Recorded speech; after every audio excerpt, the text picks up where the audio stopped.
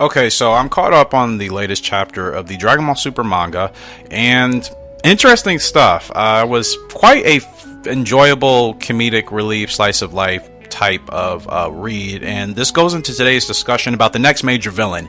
They are setting things up in a very similar way of how they did it during the Buu saga in Dragon Ball Z, before Majin Buu obviously was introduced and then caused all sorts of chaos essentially until the end of DBZ. I think that's where we are heading in the manga, which is pretty cool because obviously we have the time skip. Goten and Trunks are older now. If you haven't read that chapter, go ahead and read it. It's free, it's online. I know everybody's not into the manga, but go ahead and read it.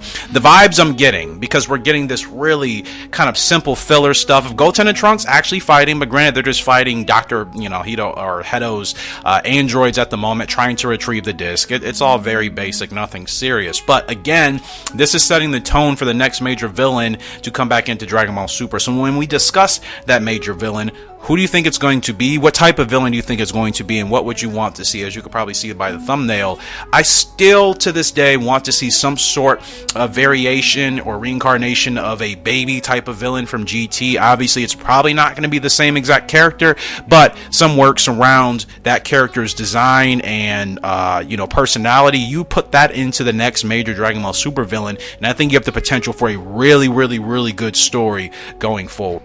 It's not a question or a surprise that Baby from GT is one of the most popular villains, not just in that series, but I would say in the entire history of Dragon Ball. There's a lot of people that like that character when it comes to the anime, when it comes to obviously gaming and other Dragon Ball media. He's always a very sought out character. He was obviously included in Dragon Ball FighterZ and DLC, within the last couple of years. So I think it's a character that you can make things work. You can take some elements you learned from GT, similar to how we've seen them do with other characters throughout the history of Dragon Ball Super so far, and you put your Toriyama tweaks on it, which I'm assuming he would be in control of anyways. You introduce that character as the new villain. Now, is Dr. Hedo going to create another android and we just stick to this whole, Z Fighters and Saiyans versus androids drama for the rest of Dragon Ball? I don't think so.